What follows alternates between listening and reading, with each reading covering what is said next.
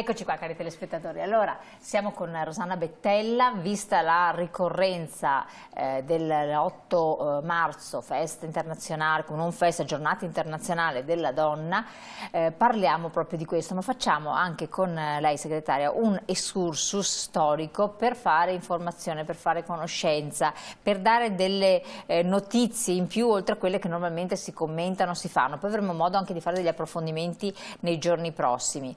Allora, una giornata che per voi sindacato, lei in modo particolare qui rappresenta responsabile del coordinamento donne dello SPCGL, rappresenta una somma di rivendicazioni, di lotte, di prese di posizione, di tante piccole cose che si sono fatte nel passato, che a volte, ne abbiamo parlato più volte, sembrano quasi vanificarsi attualmente, anche non per colpa delle nuove generazioni che non hanno nessuna colpa, ma per un andamento che non valorizza certe cose, si perdono posizioni invece che guadagnarle, vero? Sì, e anzi dobbiamo difenderle ogni giorno con le unghie e con i denti, diciamo, no? Certe conquiste.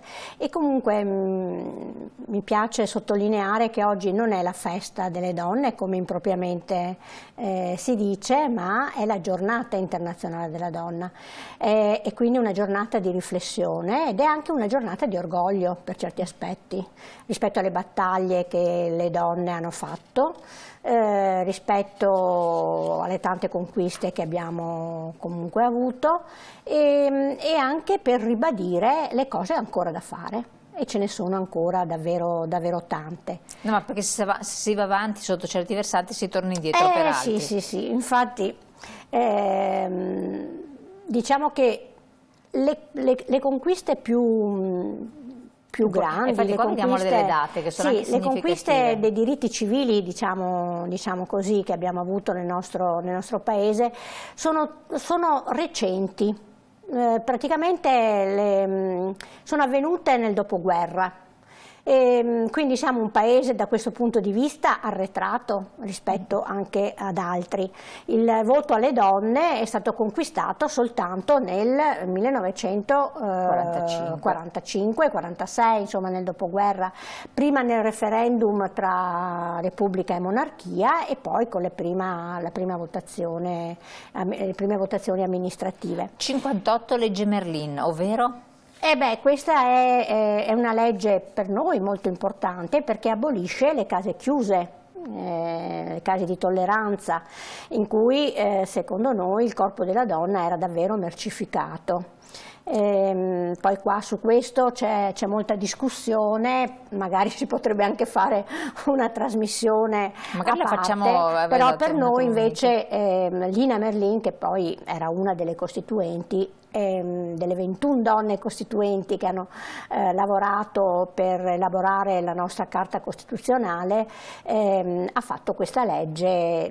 Naturalmente ha avuto molte difficoltà, insomma, per farla approvare, però alla fine ha vinto. E Lina Merlin, scusate, ha abitato anche a Padova per lungo tempo. C'è in Piazza dei Signori proprio una lapide nella casa dove lei risiedeva. A vedere. Quindi anche un orgoglio cittadino, insomma, in qualche 1968, l'adulterio delle donne non è più reato. Ecco, immaginarsi che solo nel 1968 l'adulterio fatto da una donna era considerato reato e non quello dell'uomo, ci dà la misura di quanto la donna fosse in potere del maschio, insomma, no? Dipendente in tutto e per tutto, e il maschio poteva su di lei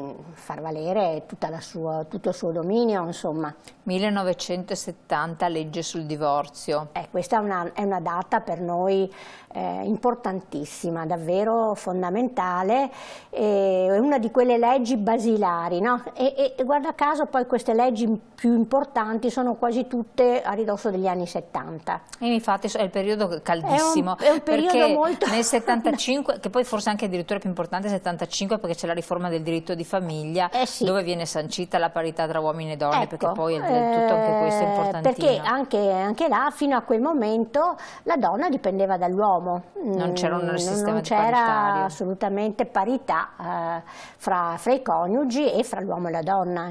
Nel 78 abbiamo l'interruzione, cioè l'aborto, Sì, interruzione volontaria di gravidanza. ed è la legge 194. La famosa legge, che La adesso legge 194. E là ci sono anche dei ritorni indietro in alcuni paesi, in alcune realtà. A ondate, no? A più riprese c'è un attacco sempre molto forte a questa legge, e noi diciamo dalle frange più oltranziste, più tradizionaliste della nostra società, e noi le rigettiamo, insomma, in pieno, e anzi ribadiamo con forza il diritto di libera scelta della donna, dell'autodeterminazione della donna, insomma, rispetto a una gravidanza indesiderata, che non significa, come vogliono far passare, che la donna ci prende gusto e insomma rimane incinta e poi tanto all'aborto. Assolutamente. Noi abbiamo visto che da quando c'è questa legge gli aborti di anno in anno sono calati. Parallelamente sono sorti anche i consultori familiari, intanto anche prima erano stati introdotti gli anticoncezionali, quindi tutto aiuta e tutto porta a non rimanere incinta, insomma, no? per una donna, ma nel momento in cui questo avviene c'è anche tutto un percorso molto chiaro, scritto nella legge, di accompagnamento della donna nella sua scelta, di rimozione, di cercare in tutti i modi di rimuovere le cause che l'hanno portata a prendere questa decisione, che è sempre una decisione dolorosa e anche a volte drammatica, e quindi ha tutto il tempo anche di ripensarci, e poi però l'ultima parola spetta a lei. Assolutamente, con consapevolezza. L'altra cosa che sembra sconvolgente, ma siamo nel 1981, quindi non tanti secoli fa, abolizione di delitto d'onore e matrimonio riparatore, che è un'altra cosa che dici, nell'81 ci siamo arrivati. Sì, nell'81, ecco, proprio vanno sottolineate queste date per capire quanto vicine a noi sono, no? Quanto poco tempo è passato dalla loro promulgazione. Ecco, nell'81 abolizione del delitto d'onore e matrimonio riparatore. Diciamo che questa era una pratica maggiormente in uso nel sud, nell'Italia meridionale. E ne abbiamo viste parecchi in quegli anni, prima di quella legge. Abbiamo visto donne scappare, no? da questi matrimoni riparatori, donne che sono anche state uccise. Poi, dove c'è la famiglia che comunque aveva un ruolo importante, sì, pesante, davvero. Poi abbiamo questo è proprio un diritto civile che... Mi sembra incredibile per l'81, come sembra incredibile, ma bisogna arrivare al 1996 perché lo stupro da delitto contro la moralità pubblica e il buon costume diventi un delitto contro la libertà personale. Anche questo è un passaggio molto importante. Sì. Allora, 96 non sono neanche 30 anni e veramente...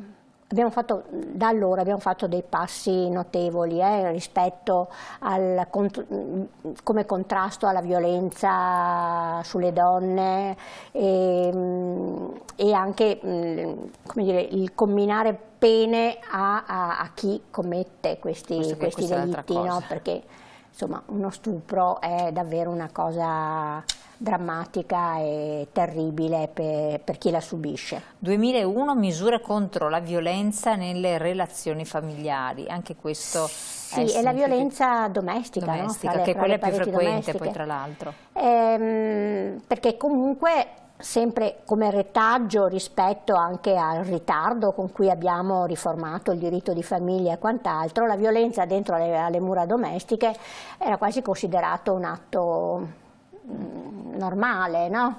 Il padre padrone che ha la potestà di picchiare, di anche colpire dal punto di vista psicologico, no, la donna, anche quindi la violenza in tutte le sue manifestazioni. E invece se parliamo di parità fra donna e uomo, ci mancherebbe che la violenza nelle relazioni familiari fosse accettata. Assolutamente. Questi sono i diritti civili. Ci sono poi anche donne che sono riuscite con impegno, con perseveranza eccetera a raggiungere i vertici delle istituzioni, che non è cosa di poco conto e neanche data per scontata, perché ci hanno messo un impegno superiore ad altri, magari agli uomini. 1946 ben 21 donne elette nell'Assemblea Costituente su 506 componenti, quindi una cosa... Eppure queste 21 donne che vanno sempre ricordate, noi abbiamo fatto anche un fascicoletto sulle biografie, insomma, di queste 21 donne, appunto vanno sempre ricordate perché hanno fatto davvero le leggi più importanti. Poi che tutte le leggi che abbiamo letto di diritto, ma anche hanno contribuito come presenza, sia diritti civili che diritti nel lavoro, le hanno scritte prima nella Carta Costituzionale, no? Quindi nell'articolo 3 della Costituzione è sancita la parità fra uomo e donna, però prima di arrivare veramente, materialmente e concretamente alla parità ci sono volute altre norme, perché la Costituzione è la carta dei principi che poi devono essere calati attraverso normative. Certo. Poi ricordiamo anche dei nomi illustri di donne che hanno raggiunto dei livelli prestigiosi. Abbiamo Tina Anselmi, la prima donna ministra, questa è l'76. Prima donna ministra del lavoro, della previdenza sociale e madre della riforma sanitaria del 1978, e poi era anche la prima donna di quella commissione d'inchiesta sulla P2. È una donna, Tina Anselmi è una figura veramente che deve essere valorizzata ancora di più di quello che forse non è conosciuta. È davvero una figura importantissima, una figura che nella sua vita ha fatto tantissime cose. Ha fatto la staffetta partigiana da giovanissima, perché è costretta a vedere a Bassano i partigiani impiccati, no, lungo, e questa cosa l'aveva sconvolta tanto a 17 anni da farla diventare staffetta partigiana, col pericolo di essere uccisa, insomma, e quindi una donna davvero coraggiosa, e questo coraggio lo ha dimostrato poi in tutta la sua carriera politica, assumendo appunto anche per prima incarichi molto, molto importanti. Abbiamo Nilde Iotti, la prima donna presidente della Camera nel 79. Sì, nel 79, anche questa è una figura storica davvero molto di donna, molto, molto, molto importante. Sentivo recentemente più di qualche politico che ricordava questa figura di Nilde Iotti come presidente della Camera in maniera autorevole, e tanto da svolgere il suo ruolo anche a volte contro il suo stesso partito. Lei era del Partito Comunista, e però pur di essere una figura imparziale, come deve essere un presidente della Camera o del Senato, faceva tacere anche i suoi, insomma, quelli della sua parte politica. Quindi una donna integerrima, una donna colta, una donna davvero anche questa da riscoprire o da scoprire. Poi abbiamo il 92 per avere Bianca Maria Tedeschini Lalli, che è la prima rettrice, e quindi anche qui insomma, è un passaggio di crescita nell'università. Ma 2019 Marta Cartabia è la prima donna presidente della Corte Costituzionale, anche questo è un ambito molto di prestigio. 2022 Giorgia Meloni è la prima donna presidente del governo, che in Italia anche questo è tutto da dire, perché sembra incredibile, ma siamo dovuti arrivare al 2022. Non l'avevamo mai avuta, esatto, fino a 2022. Maria Elisabetta Calberti Casellati, la prima donna presidente del Senato, sì, certo, che ha durato anche abbastanza. Quindi da quando Nilde Iotti, 79 della Camera, si è dovuti aspettare poi per il infatti. Senato il 2022. Poi abbiamo Margherita Cassano, che è la prima presidente donna della Corte di Cassazione, e anche questo è quindi una serie Sì, sono donne che hanno rotto quel famoso tetto di cristallo, no? Di cui si parla in maniera metaforica, per dire quanto difficile sia per le donne raggiungere posti di potere, posti di responsabilità.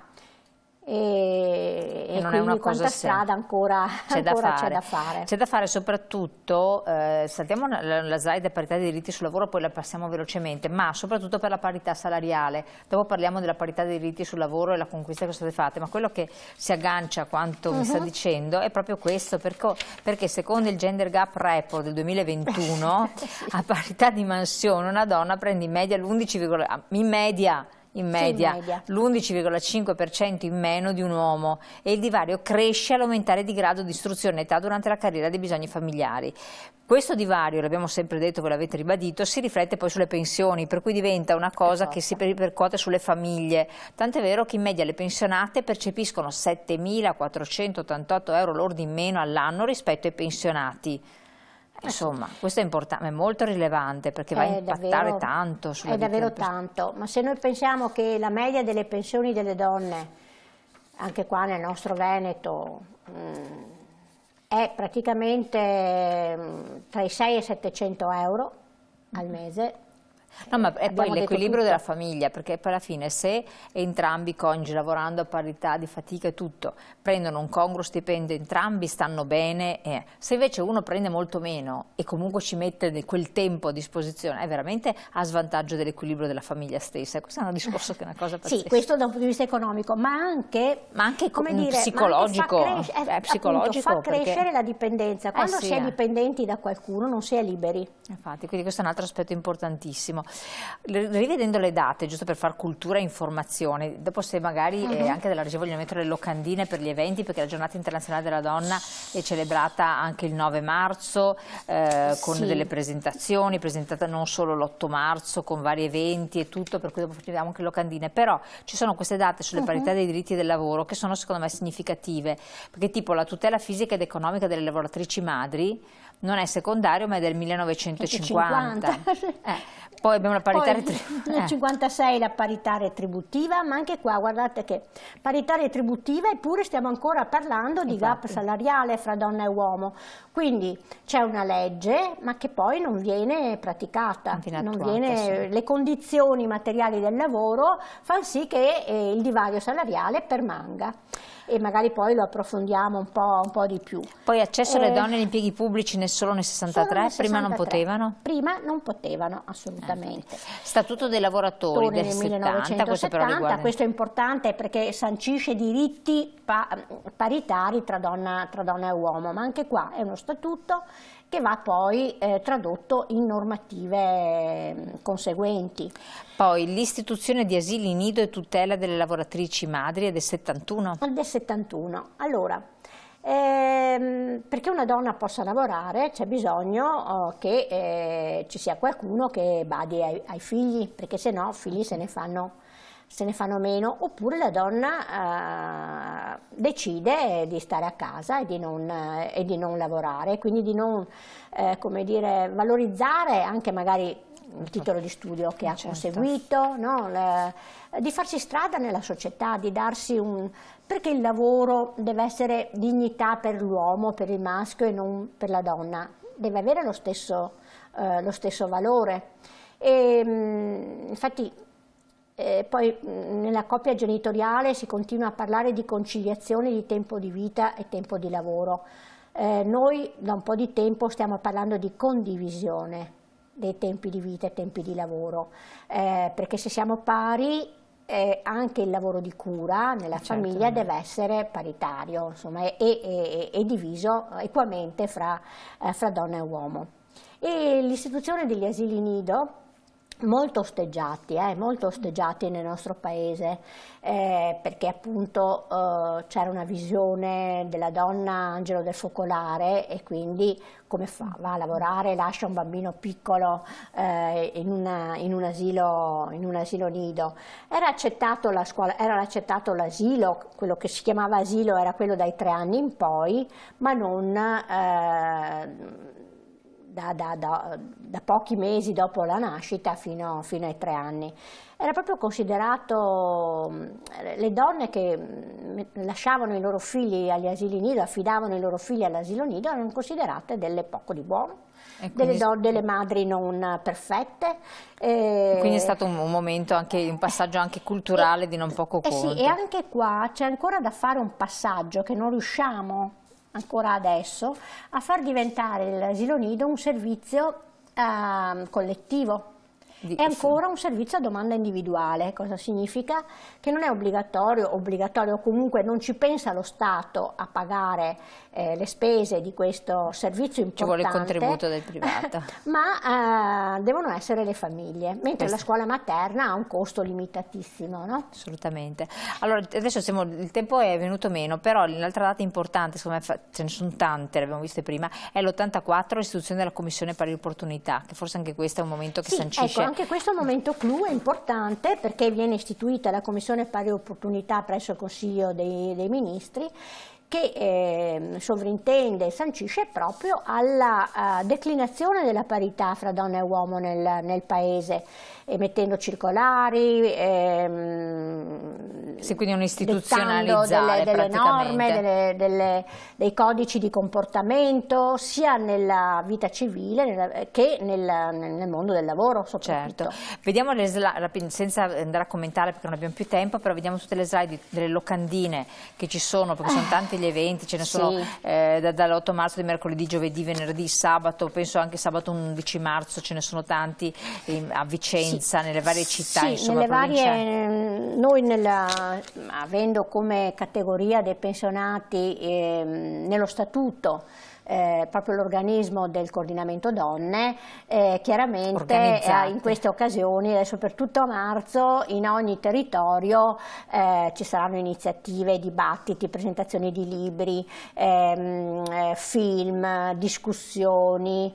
C'è anche un'esperienza che va avanti da anni, quella di andare per esempio nelle case di riposo a regalare la mimosa alle donne ospiti, perché la maggior parte, sappiamo, delle ospiti delle case di riposo sono donne, e quindi proprio un gesto di affetto, no?